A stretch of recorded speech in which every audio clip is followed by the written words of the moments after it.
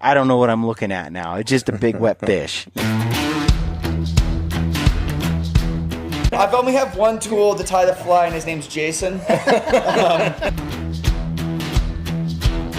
I was busy with either fishing or being with my new wife. I didn't have time for you. This guy worked out eating a donut. Just stick them solid. Welcome to the Drop Jaw Flies podcast, your source for fly fishing talk, tips, and stories. In this episode, I'm a guest on the Gritty Bowmen Podcast where we talk fishing. Brian Call, host of the Gritty Bowmen Podcast, and I are old college roommates where we used to do a lot of fishing. Since our time in college, Brian hasn't fished much and he has a lot of questions for me, like, how has my attitude towards fishing changed? What do I know now that I wish I knew back then? And does catching fish really take skill? Stay tuned for our discussion. We hope you enjoy our podcast. You can subscribe to us on iTunes, Stitcher, Podbean, and our YouTube channel. I am Chad Nelson, and here is today's podcast. All right, folks, welcome to the Gritty Bowmen Podcast. I am coming at you live from Colorado, Evergreen. My guest today is Chad Nelson of Drop Jaw Flies. Chad's been a lifelong friend of mine. We went to college together. We were roommates together, and we did a lot of fishing together and a little bit of hunting back in the day. And we've been friends pretty much since we were about 21 years old and roommates in college. And Chad started Drop Jaw Flies with Jason RV a while ago. You were on an earlier podcast with me, and we had a good time on that podcast, although the quality of it wasn't so hot, and it was really your first stab at a podcast. And since then, you've been cranking along. How many episodes do you have of Drop Jaw Flies? We just put up episode 26. So episode 26 of Drop Jaw Flies is out, and you're getting a pretty good following. You guys have a great show. So, but you and I have been talking, and as is the case with best friends, which you're kind of like my brother in a way. I mean, we've been that close. A lot of people don't know that, but yeah. And basically, as Gritty Bowmen has been growing, I've had a little trouble keeping up with the growth, and so I've hired some people to help me out with Gritty Bowmen, including my sister, Gritty's sister, Katie, who's really helping me edit a lot, frees up my time to do more interviews and do a few more videos and films. But that leaves me struggling though with some of the financial side of the things, the business side. And so, Chad, you and I talked about this last weekend when I was in Utah, and we're going to make Chad Director of Operations at Gritty Bowmen. He's going to help me run the operations side of the house. So pretty excited about that. Chad is Chad. I would say you're kind of on the there's a spectrum of being anal. You're kind of. I'm not there. Yeah, No. I mean, I should say you pay attention to detail and you're organized. Like you're ultra organized. Deny I'm it. organized. You're not. So we balance each other out. Yeah. So this will be a good fit because I really need someone with your abilities and your skill. And then it's important to me that I know the person. I have utmost confidence in your abilities and who you are, and then trust. And trust is big, especially when I'm showing you opening the kimono to Gritty Bowmen, and I'm like, hey, here's the good, the bad, and the ugly. And so it's cool. I'm really excited because I think you're going to really help me be able to keep growing this thing. I'm pumped, man. Pumped to work with you. Like you said, you're a brother to me, but I love Gritty Bowmen, love what you do. I think it ties in well with what I'm doing with Drop Jaw Flies and Jason. So, we can work together well. Yeah. And so basically what we're going to do today is we can talk a little bit more about fishing. And, I did that interview just the other day with Rockhouse Motion at the Monaco in Salt Lake City. And those guys are filmmakers, but they're also they love to fish, especially fly fish. And I was in the hotel and I was setting up the cameras, which was really new for me. Like I'm sitting there setting up the cameras. You're in the hotel and you're having a conversation with Aaron and stuff, and Aaron Hitchens, and you guys are talking fishing. I didn't understand a tenth of what you guys were talking about. I mean, honestly, you guys were getting into fly fishing and fishing in a way that, and you and I used to fish every spare moment we got. When we were not doing homework, writing papers, or in school, we were fishing. Well, even when we were supposed to be doing homework and writing papers, we hit the river. We did, and we toyed around with. I did a bunch of fly fishing at the time. Did a bunch of spin fishing, some bait. We kind of whatever it was. We just wanted to catch fish and eat them. We ate quite a few. And when you're not making any money in college, a few fish a free week. Food. Yeah, that really helped. Actually, truly, and honestly, feed us. It was a source of food, and so those days were good, and we had some blasts. But I'm hearing you talk to the guys at Rock House, and we haven't really hung out and talked fishing much. And I'm listening to this conversation, and you know a lot about fishing that you left me behind, dude. I've been left in the dust, and. Well, and to set the record clean here, though, I'm still learning. I just started fly fishing almost 2 years ago. So, yeah, I know a lot more than I did 2 years ago, but I'm by no means an expert. However, the last 2 years, I've fished a lot.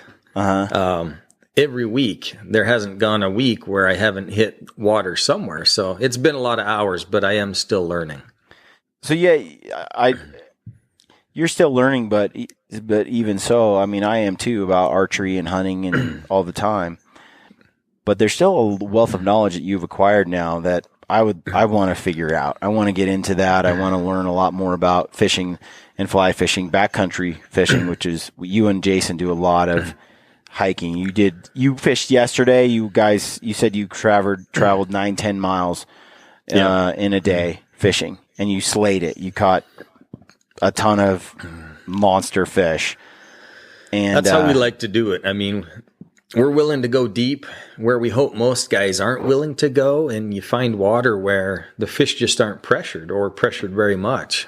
Now if it's around a lake or reservoir, yeah, guys with a boat can get there, but outside that, most guys aren't willing to hike in 8 or 9 miles to go fishing, especially when, we'd never been where we went yesterday, and we didn't know. And we talked about it before we went. We're like, man, this is a long way to go, and we might not catch anything. So, but it worked out. So tell me, today what I wanted to do was just my own selfish interests and questions. I was like, let's just record this because I got a ton of questions for you. I want to know, what is it that has changed? What are the things you've learned now that you didn't know back when we were fishing? I know it's a broad question, but we kind of touched on it. What are some of the biggest heavy hitting things that you've learned about fly fishing or fishing in general? How have your ideas toward fishing changed? What are the things you've learned? Man, yeah, that's a broad question. Might take the whole hour here, but just some highlights. Come on, brother. Yeah, first and foremost, so when you were in Utah last week, we kind of went over some talking points for this podcast. Yeah. And when you asked me that question, that was a week after I'd caught maybe my biggest cutthroat trout ever. And so that fish came to mind. First and foremost, Brian. How big was this trout, by the way? Well, it was close to 28 inches. And, I don't really care. I've never weighed a fish. Yeah. I don't really care to say how heavy it was. And I didn't even put a tape on it. I've never measured a fish. But this one, guys were asking. And I had a picture of this fish next to my rod. So, I went and measured my rod and can estimate it was about 28 inches. But I've never really cared about that before. But this fish struck me in a way that maybe no other fish had. And first and foremost, I'd say what's changed for me is just respect. Like I can go back. I remember the first deer I shot, the first elk, our bear hunt together in Alaska 2 years ago. And just sitting there and admiring that bear or my first buck, my first elk.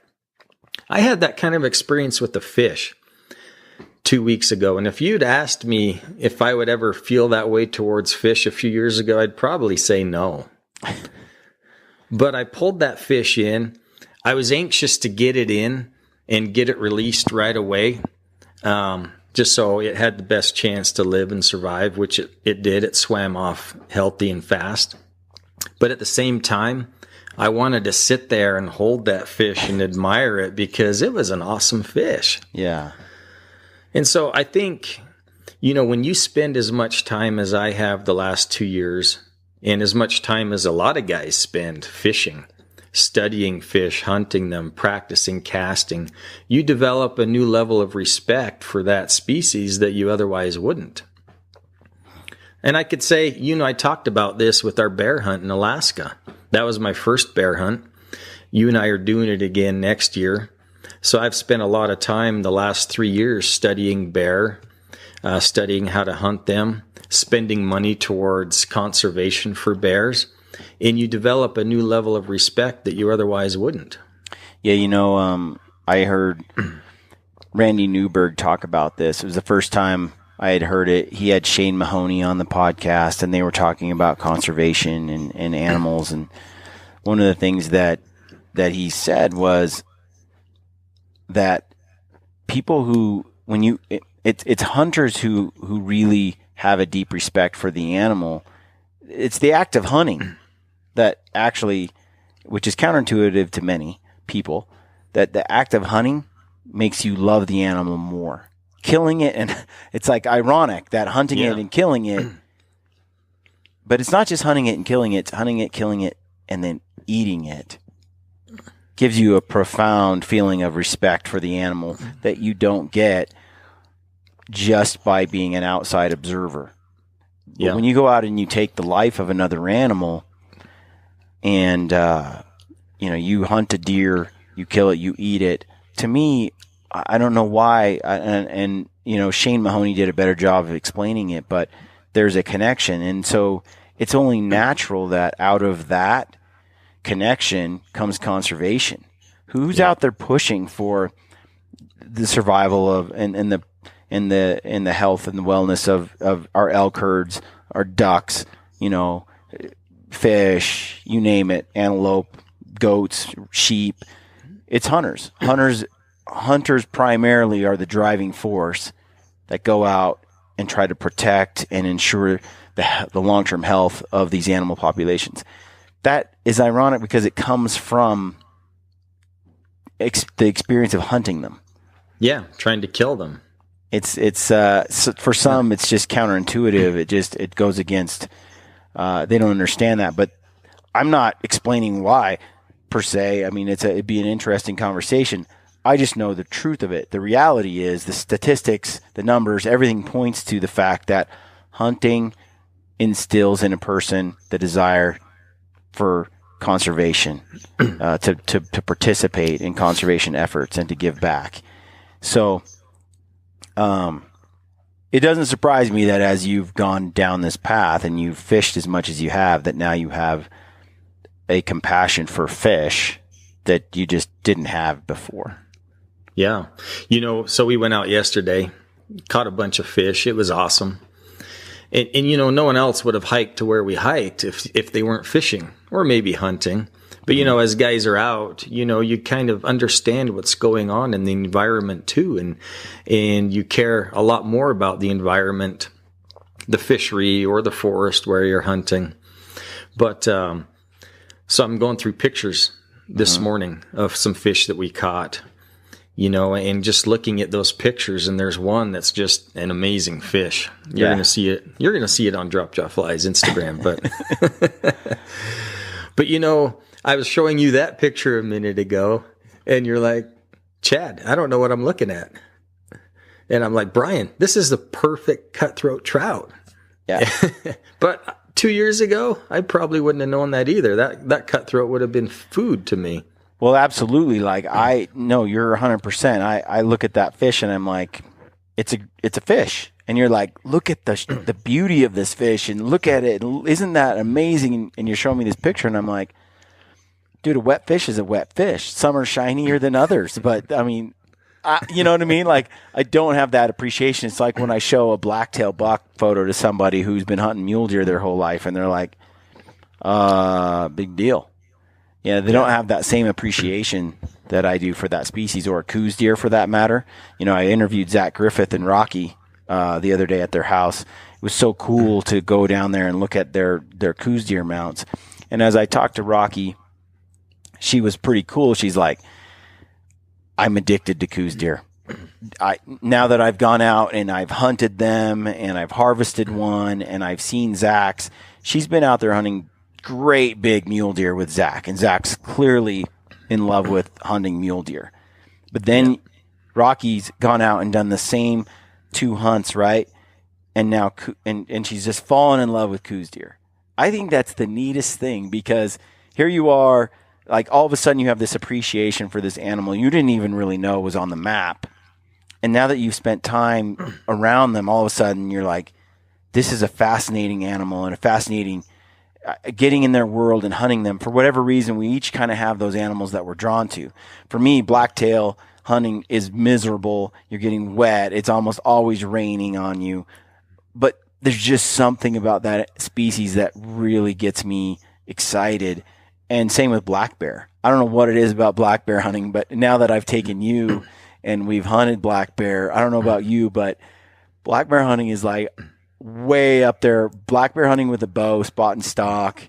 It's up there near the top. Oh man, it's an adrenaline rush. And I've never grizzly bear hunted, or brown bear or anything like that. I'm not sure I'm really suited for it. You know, Aaron, after this year, but who knows, maybe I get into it and I have this new love for it, but I didn't expect to feel that way about black bear either. And now I do, you know. Well, they're just such majestic animals, right? And there's something that's just awesome about black bears. And you go out and, man, they can just appear out of nowhere, but you're walking through the woods and then all of a sudden out of the corner of your eye, you see this big black blob and out walks a bear, and it's a rush. It's an experience like none other. And the thing about it is, until you go out and do it, you know, you don't really have the same excitement about it.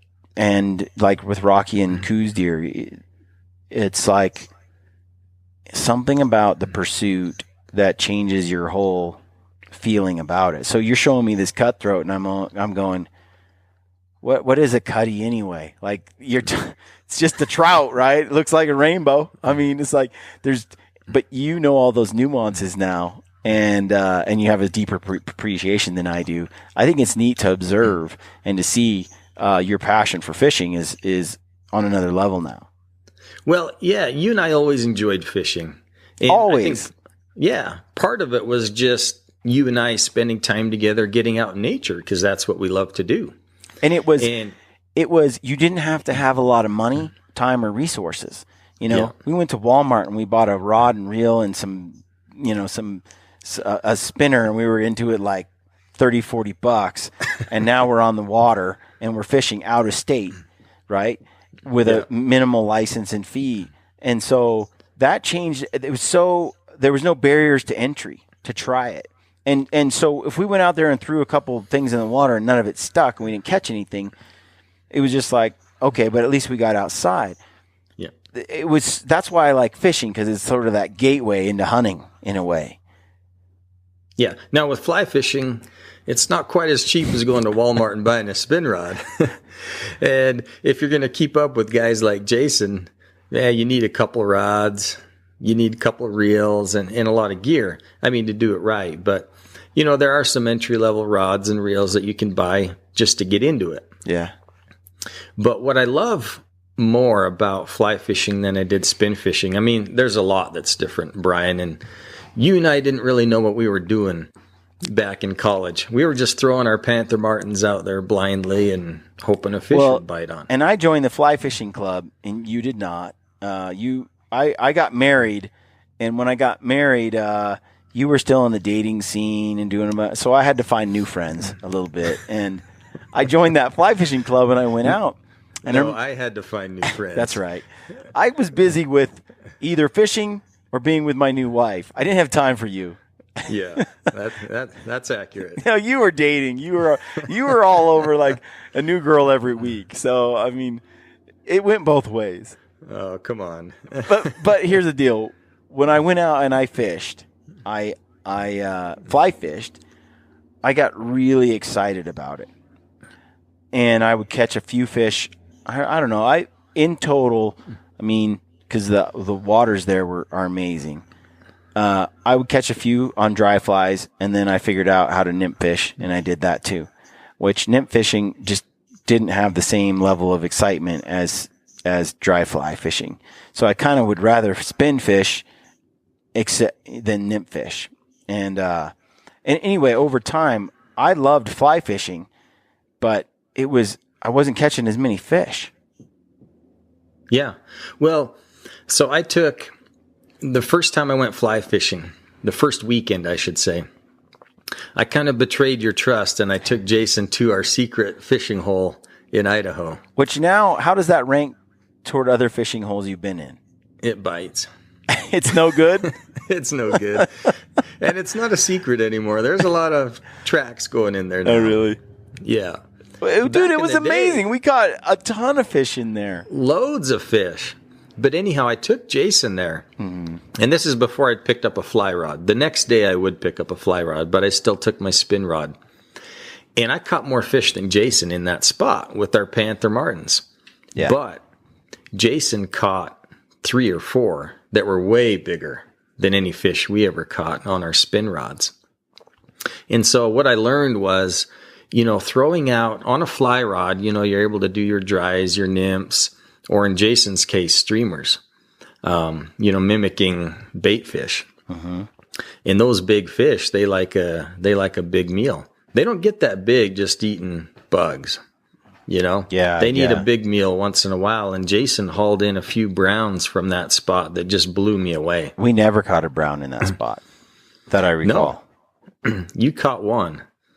One. And I used, but there's no photo evidence of it. So yeah, because Chad didn't bring the camera. I'm like, hey Chad, make sure you bring a camera. And he's like, got it. I got it loaded. You lied on me because you didn't. So we get there and I catch the biggest fish of my life. And I'm like, get the camera. And you're like, oh yeah, I lied to you about that.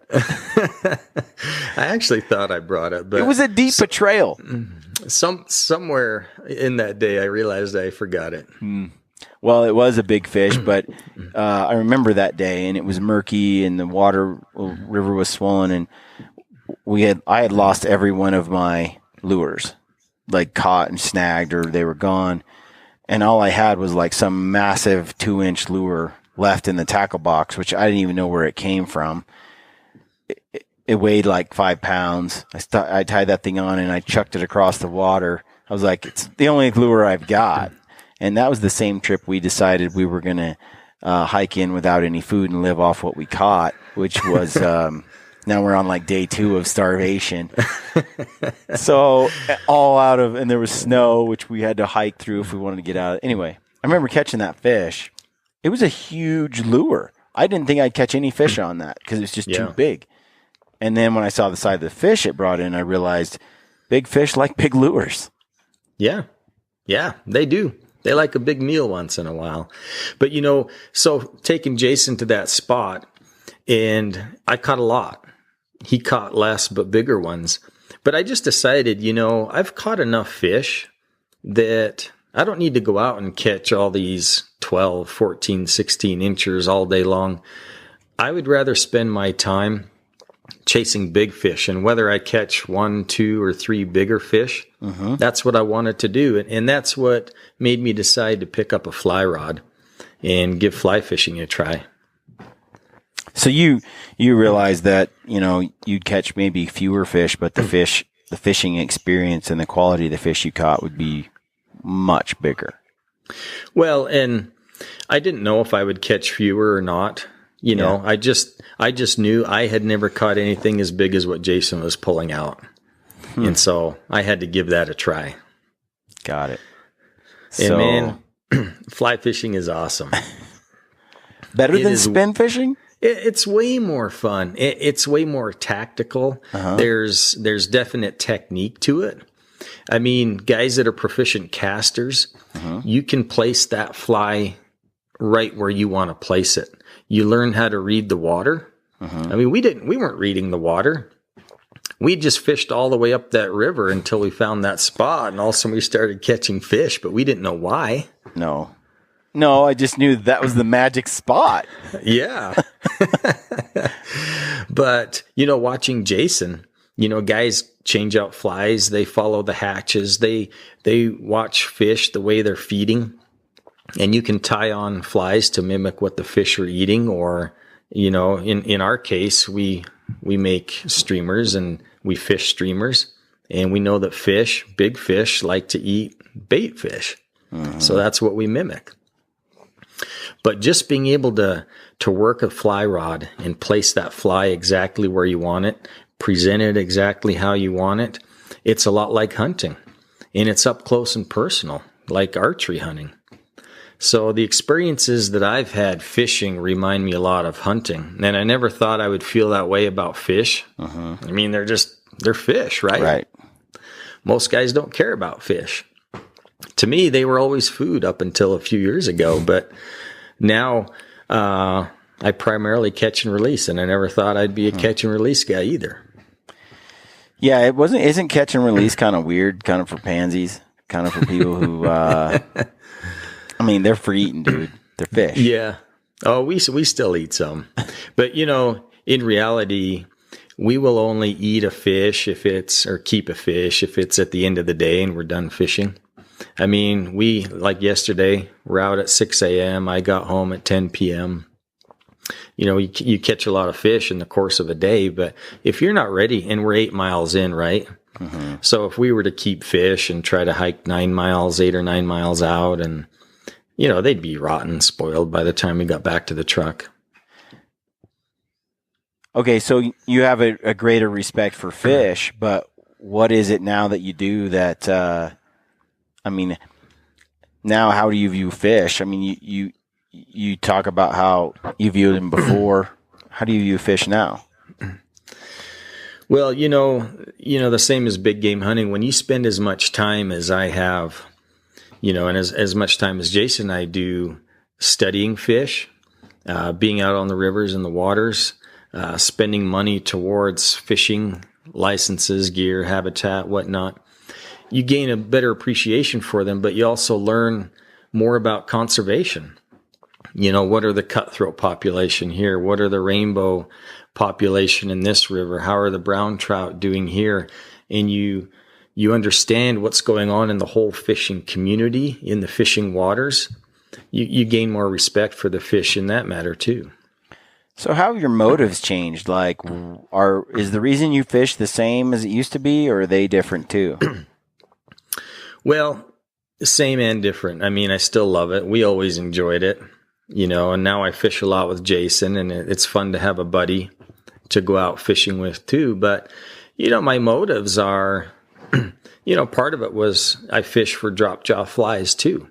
We're always testing new heads, new streamers, new patterns, seeing how the flies and heads that we sell, how they work. What's fun too is we don't care so much about the hatches. I don't nymph a lot. I don't dry fly fish a lot. We take our flies out. Like, I'll pick a fly, Brian, and I'm going to fish this fly all day long, whether I catch anything or not, but I want to see how this fly does. So we don't go out just to catch a lot of fish. We go out, we chase big fish. Everybody wants to catch a big fish, but we want to see how our flies do too. So part of it's business, part of it's pleasure. But I tell you, the more I fish, the more I love it.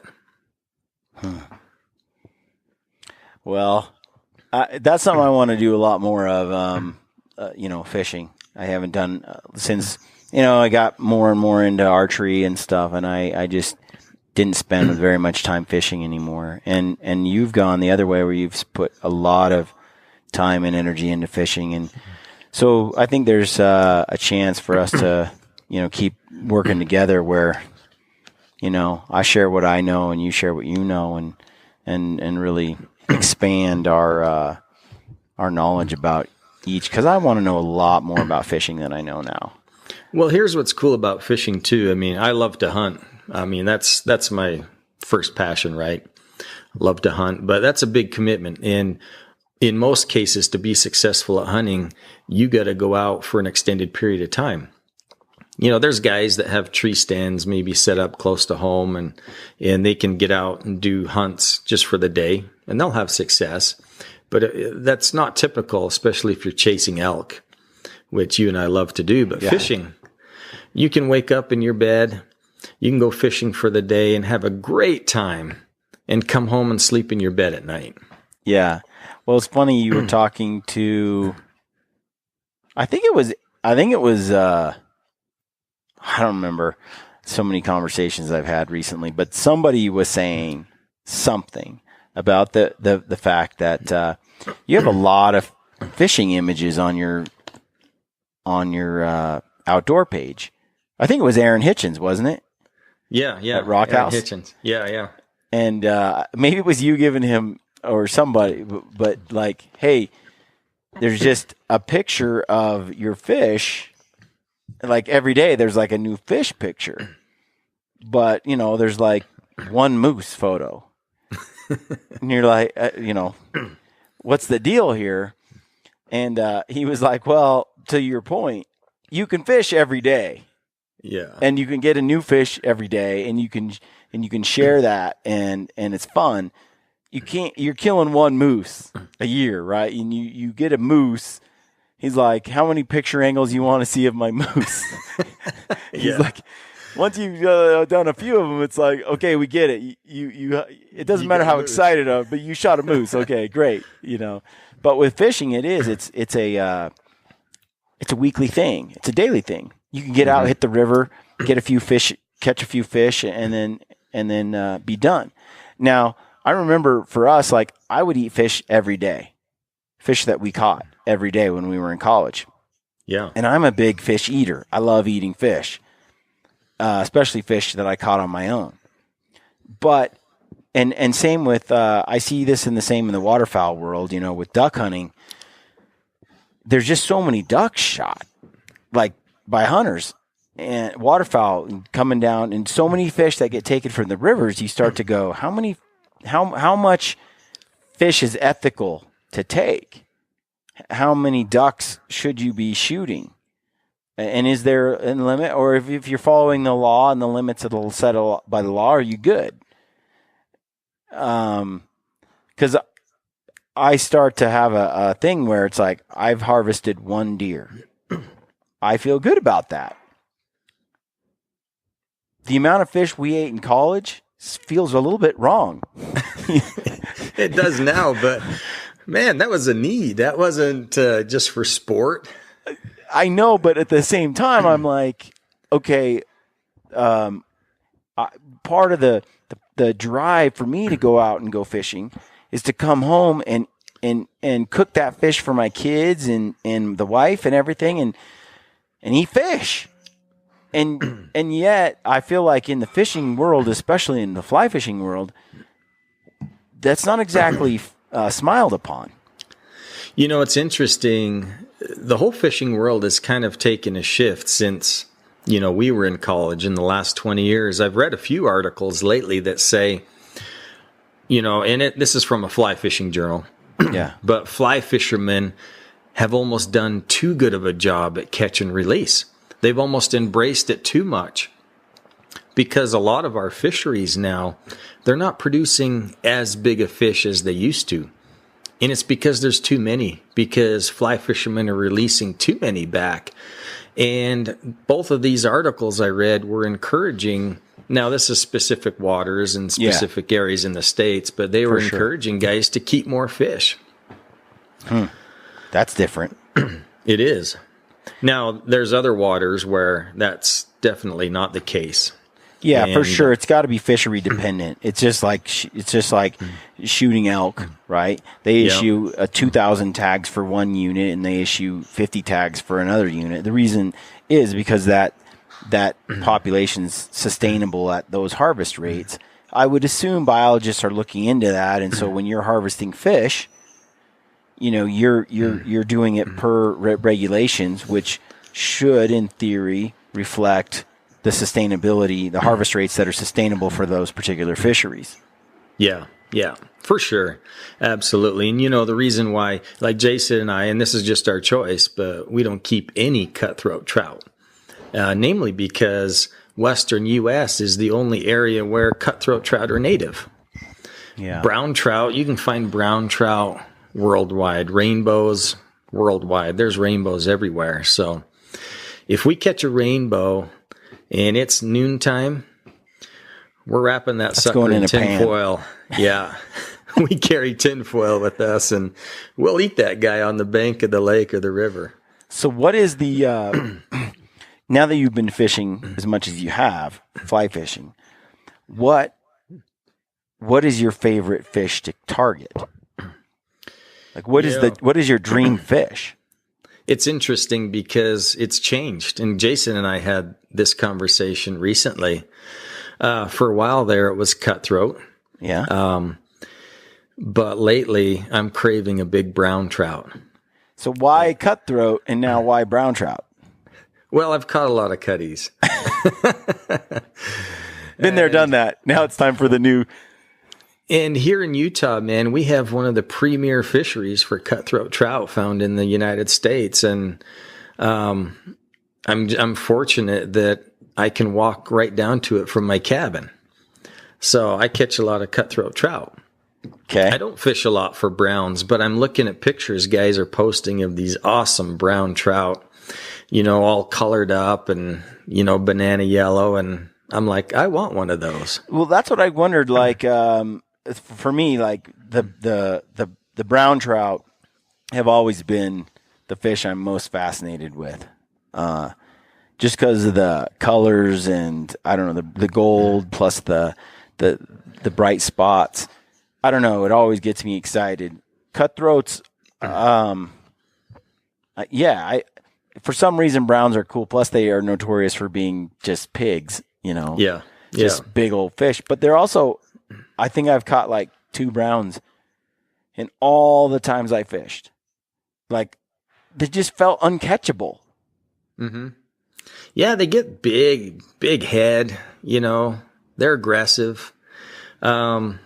So it's just changed. And I think guys that hunt probably feel the same way. You go shoot a few mule deer and man, now I want to go on an elk hunt and I want to chase an elk this year. That's my goal.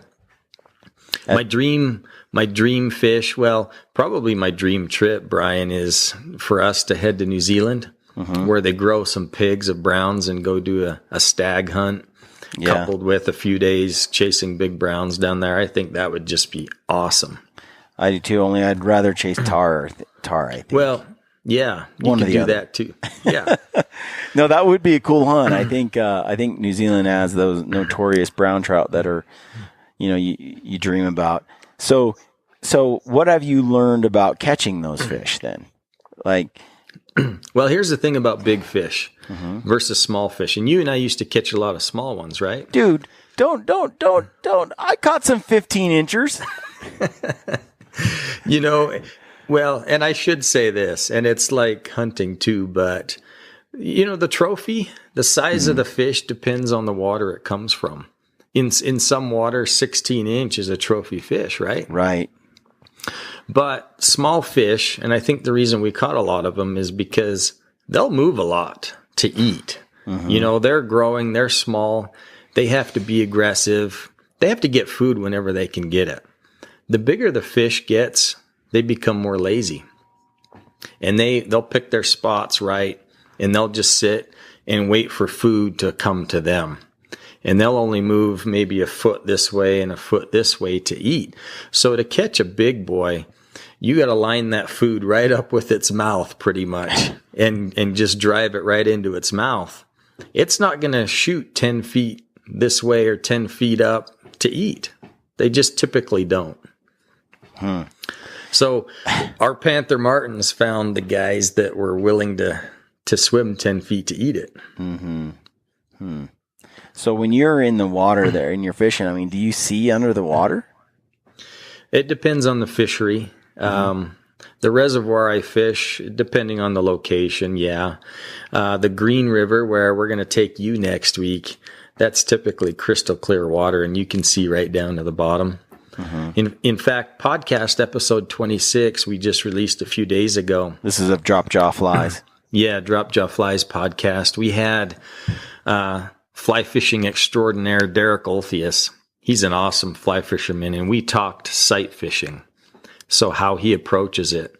You go to your water, you find the fish, and you literally hunt the fish. I was shocked It's like to hear spot him. and stock fishing. It's spot and stock. I was shocked to hear him say that he has spent 5 hours sitting on one fish, just chasing one fish. He saw it. It was big. He's like, that's the guy I want, and I'm going to sit here till I catch him. Dude, that is bizarre. I mean, like, you think the water's there and whatever happens underneath it is a mystery. You just do what you can from the surface. What you're talking about, and I've done that before, and I just never could get him to budge. Like I've seen fish underwater sitting right there in front of me, and I could pretty much drop a hook on their head, and they won't do anything about it. Yeah. You just never know. I've floated flies right past a fish, like literally almost hooked them in the nose, and they still didn't eat it. But, the real good guys like Derek, I mean, they know enough about fishing, conditions, changing up flies. And what's amazing, too, is that he could sit there for 5 hours, keep throwing stuff at this fish, and remain undetected. I mean, that fish had no idea he was there. That's more skill than I've got. Was he belly crawling to the edge? What the heck? Well, and the patience to do that, right? Yeah. That comes down to a whole different motive. So now, as I talk about, I like to fish for food. I really do. The practicality of it rings true to me. The healthy fish oils and everything. I love that. And then just the experience of being in the outdoors, the experience of catching your own food. Harvesting from nature it's just a powerful experience. It is. But I sense that your motives for why you fish now are not the same as they were, like when we were in college and we were just hungry. I mean, I gave plasma 2 days a week. You remember? That was so I could buy some top ramen and go on a date with Suzanne. I mean, that was kind of and I supplemented with trout. Yes. No, man, I just love getting out on the water. Fishing to me, it's two things all coupled together. I love the serenity, the peacefulness of just being out in nature. And if I see another guy to my left or my right, it pisses me off. I don't want to fish where I can see another person because I just love the solitude and the serenity of it. So you're out there casting and you're enjoying nature. And it's just calm and relaxing, and you can think about whatever you want to think about, right? And then all of a sudden you feel that tug and your line goes tight and it's game on. And it's a rush. And you land that fish and it's just a thrill. And then you can go right back to being relaxed and enjoying nature again after you release the fish, or in some cases eat it. But it's just awesome. Yeah, it's a different sort of thing. I do really, really, some of the funnest trips that you and I went on were actually like hiking backcountry trips where we got deep away from stuff. And I remember we were in Utah, actually, you and I, and we had gone up, I don't know where, no idea. It was way back when we were I was at BYU with you. Yep. And we just went on a youth trip with some young men, and then you and I ditched the young men and went fishing on some creek on this camping area. Just for the record, we weren't official leaders, so yeah, true. We had the freedom to go. And so I remember there was this big valley, and as we're heading up there, we saw a couple moose in neck deep in the water, and But anyway, it was like all deserty, and then there was just this 3-foot, 2-foot wide stream that was flowing down through that desert area. And it's like, no fish are going to be in there. I mean, it's just a tiny little creek, and but deep, but narrow. And then along the side, the bush was like over my head for about 5 feet on either side of the bank, and then everything after that looked like Phoenix, Arizona. So it's all just desert. And so we walked up there, and I brought this little tiny fishing rod, this little tiny fly rod, and I popped through those bushes, and I was catching a ton. And like you said, it comes down to the water, right? Like, what's a trophy?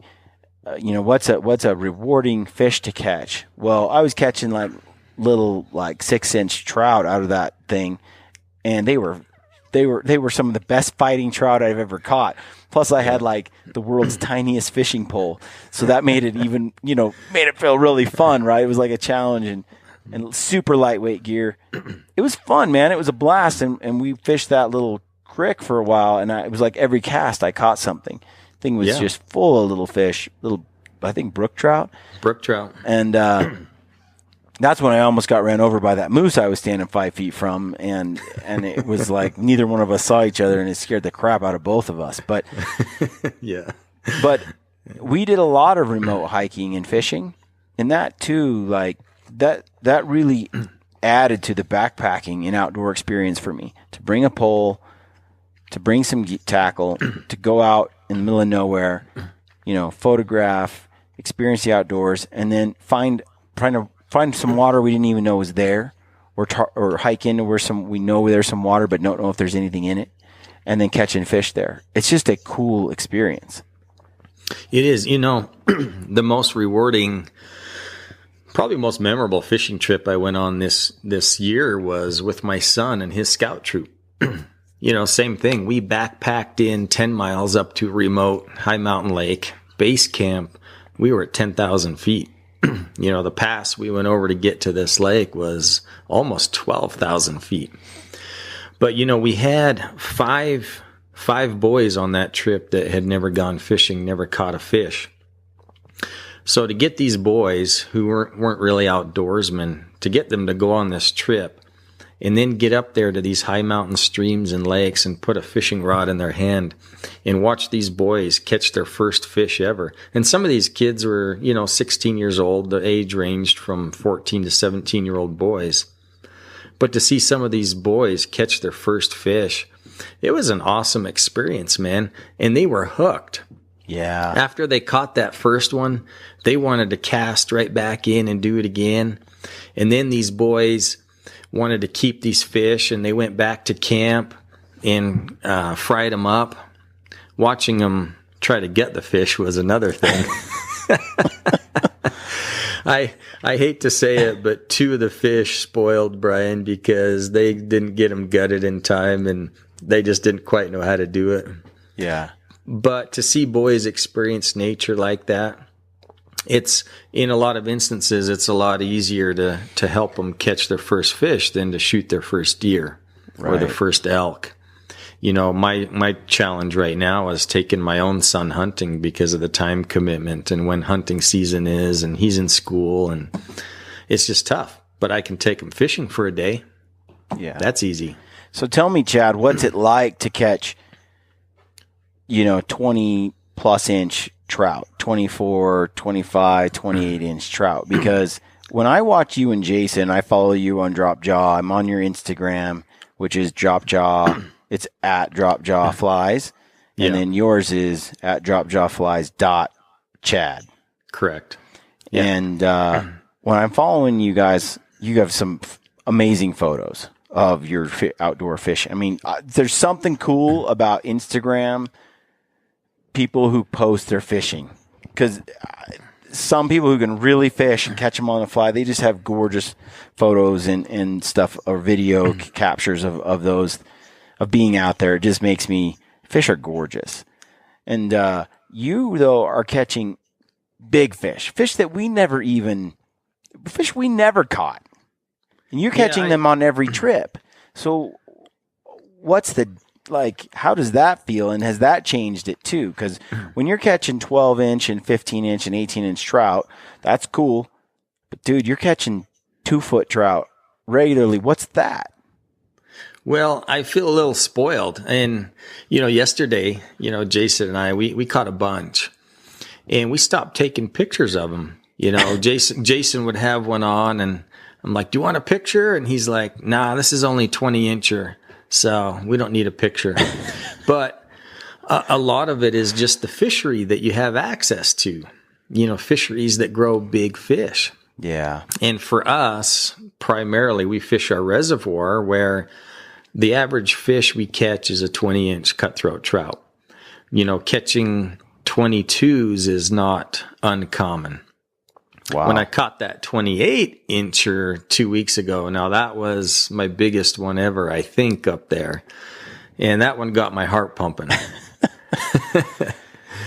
No, those are, it's got to feel, you find it more fun though? I mean, be honest. Be honest, because when I target a 180-inch buck versus like a 140-inch buck, as shallow as it might sound, there's just something that makes that whole chase much more exciting. Oh, yeah, no doubt. I don't want it to be that way, but it is. And I don't know what makes it that way, but it's that way.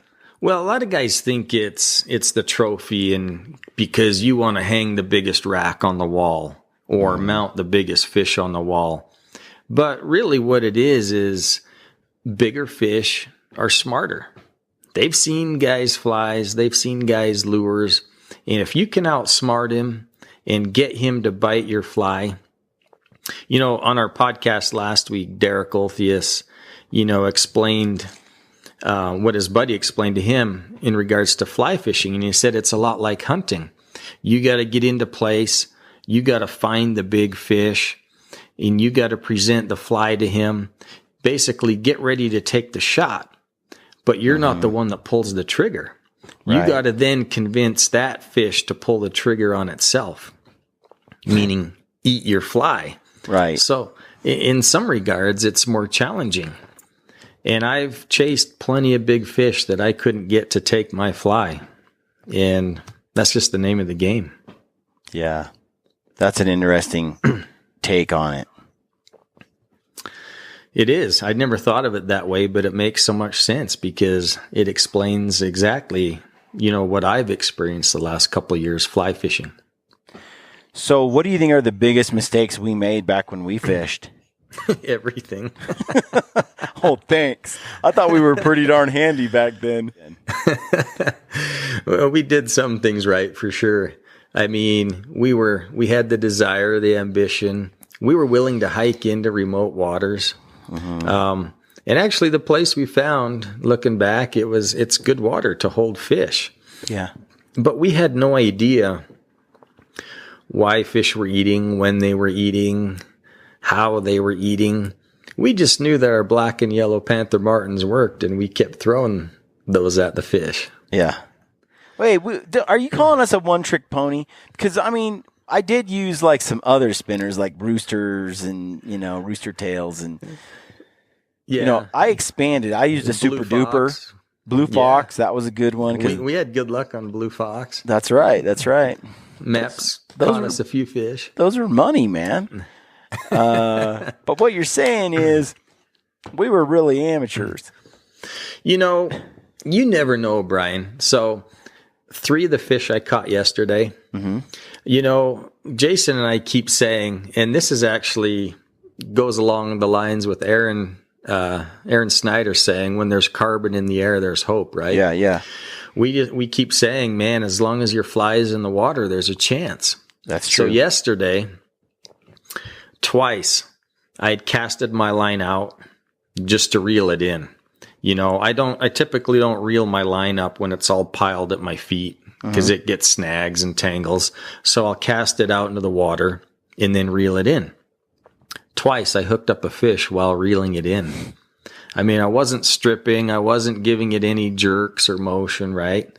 Just reeling it in. 2 fish bit it. A third time, I'll typically just toss my fly out into the water when I start pulling line out so I can cast. Yeah. Yesterday, I just tossed my fly in the water 2 feet in front of me, and a fish swam up and chomped it. Dang. So you never know. I mean, those 2 fish I hooked up when reeling my line in, I had actively fished that spot for a few minutes, stripping and jerking my fly in, no takers. Yeah. So I just toss it out to reel it in, and what do you know? Fish slams it. Okay. I got another question for you now. What are 3 things you wish you knew back when we were fishing that you know now? 3 things. Well, one is how to better read water. Sight fishing. You can walk up and down the stream and you can try to see fish and find fish that way to chase. What Jason does, what he also does, I should say, is he'll always say to me, Chad, find the water that's holding fish. Meaning understand where the fish are going to be. If you're a hungry fish, where are you going to position yourself to find the most food? So understanding currents, back eddies, just where a fish, right behind a boulder, an easy place that a fish can sit where he doesn't have to expend a lot of effort fighting the current, but food is still going to float down to him. Find that water and then place your fly accordingly so it's going to float down to where you think a fish is going to be. And that makes a big difference? It does. I can't tell you how many times I've been fishing. Why not just throw and pray? Like, that's what I used to do. Me too. Just sheer quantity of casting. And that's okay too. It works sometimes, right? Yeah. I can't say I don't always do that because sometimes I'll just walk up and down a stream and just, actively casting too. What's really helpful, guys, if you want to learn to fly fish or you're just getting into fishing, if you know somebody or have a buddy that fishes, go fish with that guy. I was fortunate to have Jason, who's fished for, 20 plus years. And it's a game that guy changer. can cast better than anybody I know. But to learn from him was so helpful for me. So if you have a buddy you can fish with, yeah. And so would you say how much of your, fishing that the fish you're catching now is skill versus just being in the right place at the right time? Well, definitely more skill. And again, I'm no expert. So basically, if you were to take a guy who's fished a little bit to the same water you go to, you guys are going to call in way more fish than he does. There's a good chance. Just because we have a better understanding of fish behavior. Because this might sound bad, but I feel like a very skilled archery hunter is going to walk into the woods and walk out with a successful archery harvest. But a fisherman, I feel like, has less to do with skill and just whoever goes out and gets lucky. I used to think less to do with skill and just whoever goes out and gets lucky. So I just did a podcast with a guy named Lance Egan. I think I just offended all the hardcore fishermen out there. You may have offended some. But no, that's a perception I kind of have. It's like I've always looked at fishing as more basic. You put your thing in the water and you catch a fish. But realizing that there are some people who are far more successful than others. But what you're describing to me is another level of skill required, like spot and stock fishing. Like it's an art that I've not really given it its due. So I can look back the last 2 years to when I started fly fishing with Jason up until today. Now, all of last year, the guy smoked me every time we went out. This year, there's days where I catch more than Jason. Some days he catches more than me. I'd say on a whole, he still catches more than me, but I can give him a run for his money. Again, not saying I'm a great fisherman, but I know more and I'm better today than I was 2 years ago. Yeah. Now we've had Lance Egan on our podcast, on the Drop Jaw Flies podcast. He's the U.S. fly fishing national champion. So there is fly fishing competitions. And the U.S., they'll put a team together every year and go to Worlds. But there's regional competitions. And so if you listen to that podcast with Lance, we actually filmed the second one, which we had some minor technicalities and I wasn't able to air it. There was no audio. I've been there before. So somehow the microphone got switched off. Yeah. But take my word for it, it was an awesome podcast. But if you listen to him talk really technical fishing for these guys that go to competitions, there's definitely skill to it. And winning is all dependent on catching fish, right? Right. And these guys will go out. Brian, I was amazed when Lance told me this. Their competition on the rivers is 100-yard stretch. And they'll have half a day to fish that 100-yard stretch. And these guys will pull out 20 to 30 fish in that 100-yard stretch. Now, there's no way I could do that. Maybe I could, but I wouldn't have the patience, one, to sit in a 100-yard stretch for 4 hours. Right. But to think that they could do that they would have the skill to pull out that many fish in a 100-yard stretch, and then the next day, someone from another team would fish that same stretch and have that much luck. There's definite art and skill to being able to find that many fish and get them to hit your fly. So circling back, so three things that you wish you knew now, or knew back then that you know now. So one, you say, is reading the water. What are two more things? Well, definitely weather and temperature plays a factor. Now, we kind of understood that in college, that, much like hunting, you can have better success fishing early morning and late in the evening in the summer. Where water temperature really plays a factor is in the lakes and reservoir. And so, like, for instance, the last couple of weeks we've been out, we're into November now. We've had much more success catching fish in the afternoon. Early morning and late night wasn't as successful. And I think, temperature and water temperature, this time of year, we're getting close to where the lake on a whole is equal temperature. There's going to come a time where the top layer is actually colder than down deeper. But right now, the fish, they'll go top to bottom. They'll come closer to the top because the top layer, the top, 6 feet of the lake is pretty equal temperature to what they like. So we didn't know that back then. We just throw our flies out, let them sink down a few feet and reel them in and hope a fish would grab it. Yeah. Understanding food sources. Like yesterday, we're fishing where the bait fish are. Again, because we're fishing streamers to mimic bait fish. What do you mean bait fish? Minnows, small fish that these are live fish that are in the water. You call them bait fish. They're bite-sized meals. Yeah.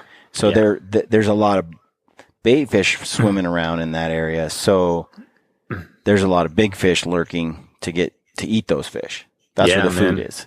Yeah. Yeah. You walk the shoreline, try to find the bait fish, and typically there's a big boy chasing those smaller ones. So understanding food sources, where the bait fish are. How do you know where the bait fish are? Well, you see them. But, the reservoir where we fish, we know the bait fish are going to be close to shore in the weeds where they have a place to hide, right? So like the bass fishermen, you've tried to find a log jam, a weed bed, fallen down tree, a place where the fish can hide. But we just try to find the bait fish and we'll fish those areas. Yeah, we didn't really do any of that, Chad. No. We didn't really do any of that. No, we would throw our streamers behind big rocks and stuff. I did read magazines and stuff and articles on when I started fly fishing. But what I realized was it was hard. It was harder than I thought. And I would try to take something I learned from a magazine. That was tough. And then when I joined the fly fishing club, that was easier because I went out with people who knew what they were doing and would catch a lot of fish and kind of help me hook one up. But it was all still very challenging. What I like too about fly fishing, you kind of alluded to this, how many lures we lost due to snags. Yeah. It's hard to cast accurately with the spin rod. Maybe the really good spin fishermen are great at placing their lure or whatever they're fishing. Mm-hmm. With the fly rod, as you know it being in most cases a 9-foot rod, but then your fly line, the really good casters can place the fly exactly where they want it. And then you can let it float with the current or let it do exactly what you want it to try to imitate food for the fish. And we didn't understand that back then either. Yeah. But man, that's what's fun about fly fishing is I just feel you've got so many more tools to be successful because like you said earlier, you can dry fly, you can nymph, you can fish streamers. And one way is not better than the other or right and wrong. It's a preference. Now, studies do show that fish do 90% of their feeding under the water. Uh-huh. So I think in most cases, guys that nymph or fish streamers might have more success. But there's a lot of dry flies fishermen that catch a lot of fish too. Huh. And so whatever you feel like for that day, you can do it. See, I tended to catch a lot of fish on a dry fly in a situation where it was a feeding frenzy and all you had to do was throw something out there and it would bite it. That's sort of when I had a lot of fun because I didn't really have the skill to catch one otherwise. It's like when they lost their minds, that's when I caught one. It's like for elk hunting. It's like for archery. I'm a really good elk hunter when the elk lose their minds during the rut. That helps me be a lot more successful. Yeah, there's not too many waters here in Utah where the fish go on a feeding frenzy like that. I mean, hey, we're a desert here. So most of the good rivers are really pressured. But you go to places like Montana, Idaho, even Oregon where there's a lot of water, you can find water that's not very pressured and just catch loads of fish. Well, I'm excited. To we're going to do a little more fishing, you and I. I'm going to learn more and hopefully I can be there will be more to talk about when we actually do more podcasts because we're gonna talk about fly fishing here and there, and hopefully that'll really help us. I can't really talk about what I don't know anything about. You know what I mean? Sure. So, and what I know is so limited, and so I'm excited to go out, hit the water together, and expand that bit of information, and then come on Drop Job more often, and for sure, talk about some of that stuff. Brian, it's been way too long since you had a rod in your hands.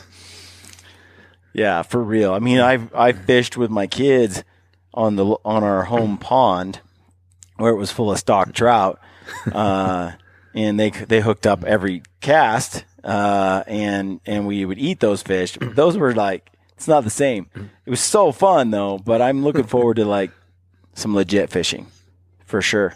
Just getting out and expanding. I just love fishing. Always have. It's just that it took a back seat in the limited time I had to other things. When really it shouldn't have. But back to your comment about fishing with someone you know, man, if you can find someone to teach you, your learning goes up exponentially. And it's the same for archery. You get a mentor. You look at Aaron Snyder picking up the recurve, and having Rocky Mountain specialty. The Clums sit there and coach him and teach him. His learning curve was, he learned very quickly a skill that can take people just doing it on their own, years and years and years, he can pick up in 6 months with intense mentoring and coaching. So, now that I've got you're this skilled fish dude, now I can just like use you to get my fishing skills up to par. Well, I'm glad I'm good for something there, brother. Well, and now with you helping out with Gritty Bowmen, we'll be doing a lot of that together too. But kind of what we have in mind going forward is I'd like to co-host on some of the Drop Jaw podcasts here and there, and just kind of sit in as a fly on the wall and kind of follow along and learn as you learn the lingo and the knowledge and what there is about fishing. I think it'll be hugely beneficial, and then hit the water together every now and then like we will next week, and really start practicing, putting into motion some of what I learned. And so for those guys that are out there that haven't fished, that are Gritty Bowmen, fans that are really kind of interested in it but like me, haven't really gotten into it because you don't know where to start, not sure what to do, just like we've done for bow hunters out there. I want to bring some information around it so it's for those guys that are like me in the same position as I am, can learn right along with me. I don't expect them to be, for this to be necessarily, at least when I'm on the show, beneficial for the guy that's got vast years of experience. For that, they can go to Drop Jaw and they can pick up all your episodes where you guys are interviewing some of the best, most experienced fly fishing experts in the industry and in the world. They can go there and learn from that. But in the meantime, I look forward to taking people on this journey through with Gritty Bowmen, on my journey on just increasing my fishing knowledge. Yeah, for sure. I think most guys that hunt enjoy fishing. And I know a lot of fly fishermen that I've met that enjoy hunting too, and they're active hunters. So I think this could appeal to all of our audience base. But, for those guys that don't fly fish, maybe have no interest in fly fishing, they like their spin rod, a lot of what we talk about pertains to that too, because it's fish behavior. Right. And so the only thing different is the rod that you're holding in your hand. That's a good point. Well, sounds good, dude. Should we wrap it up? Yeah, man. Any parting just topics, any last words? No, I would just say, man, fishing's awesome. I didn't think I was going to love it as much as I do. So if you think you want to give it a try, or if you fish a little bit here and there, I think guys will experience the same new level of respect for fish that they already have for big game animals or turkeys or waterfowl, whatever hunting they do. Yeah. I know that when one of my I have fond memories of hunting the Eagle Caps, the Eagle Cap Wilderness in Oregon, and Ben and Anthony and I went way back in. We brought goats with us, pack goats. They were carrying our gear. We were way in there, and we really didn't have the food thing dialed, so we had a lot of Mountain House meals and some trail mix. And about day 8, 9, things were not good.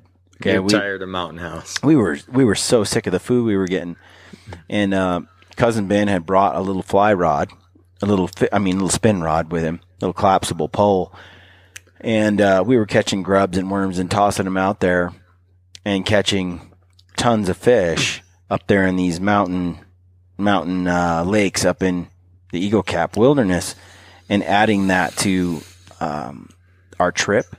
And fishing and catching fish up there, and having real food, it was a huge part of the experience on that trip. It was a very rewarding. It just added more to the trip to be able to catch fish while we're out there elk hunting, and I think the same is true for small game. This year Aaron shot a couple of grouse. I shot a few grouse, and we ate those while we were also hunting for elk at the same time. And adding some small game hunting into the mix, it just adds a level of fun and enjoyment to the hunt that is it's great. So having the skill to to harvest some small game, the tools to do it, the weapons. Same with fishing. I think that's it just adds to the overall quality of that outdoor experience. And so for me, big game hunting will still be like my most passionate activity, I'm sure. But at the same time, being able to do the small game and the fishing on top of that at a skilled level where I can appreciate it like you do. If I catch a 22-inch fish, I want to look at it like you do and go, wow, look at this fish. Isn't it the most amazing? I don't know what I'm looking at now. It's just a big wet fish, so I'd like to develop that appreciation. And that will come from actually getting out and doing it more. Yeah, I agree. I remember Brian, I started big game hunting with you right out of college. But I look back over the last 20 years, and when hunting season was over, it was depressing, right? Yeah. And looking for another activity to do, and I didn't fish a lot back then. I still went sometimes. But now, man, hunting season's over, and I'm out hitting the water, and it's just another awesome activity to do. So, well, I see you guys all decked out, and it's like the water's practically frozen, and your noses are beet red, and you've got gloves on, and then you've got this giant fish, and I'm like, they're fishing in those temperatures up there, and it's like, and yeah, you're catching big old fish. And you've obviously backpacked in. I'm like, hey, that's adventure. That's not just fishing anymore. The way I picture like the Bubba fisherman, parking his truck and fishing off the dock or the bridge. This is like backcountry fishing, and it comes with the whole package. That's adventure and excitement, and hiking the water where there's no other fish, and handling the conditions that are challenging and the ice and all that. That's something that I'm looking forward to. Yeah, that's like just the way off-season stuff. That's just the way we like to do it. We primarily backcountry fish, and that's just our preference. But not to say there's anything wrong with rolling up to a lake and fishing right from the shore. But, in regards to your other comment about fishing late season, cold season, those fish are like bears, man. They want to pack on some pounds before things freeze over. That's a great time to get out and find the big ones because they're up close to the surface hunting for a big meal. Some of the coldest times I remember was us trying to fish in Idaho with the wind ripping, and it's like 0 degrees, and yet we were catching fish. Not that we knew what we were doing, but there's something about that that's really cool too. Yeah, there's new challenges, but you can still catch fish. Yeah. So. All right, just get out and hit it, guys. All right, we'll be talking some more. Like, I need to get outfitted. I need to get more gear. We'll get into some of that. You cover that on your podcast, but as I learn more and as I get outfitted, I'll bring up kind of what I've learned a little bit in some of the shows that we do together, and hopefully that'll be a big help for people and get them excited. We'll get some video, and as always, and kind of take people on some of these trips and let them see what it's like, and hopefully they get the bug too, and they find it hugely rewarding and a lot of fun to follow along. For sure. Sounds good, man. All right, dude. We'll see you next week. Stay gritty, man. Okay, you too. Stick 'em solid. All right, friends. Thanks for listening to the Drop Jaw Flies podcast. Please send us your feedback. You can find us on Instagram and Facebook and on our website, www.dropjawflies.com. Subscribe to our podcast on iTunes, Podbean, Stitcher, or on our YouTube channel. Now get out there and hook a big one and stick 'em solid.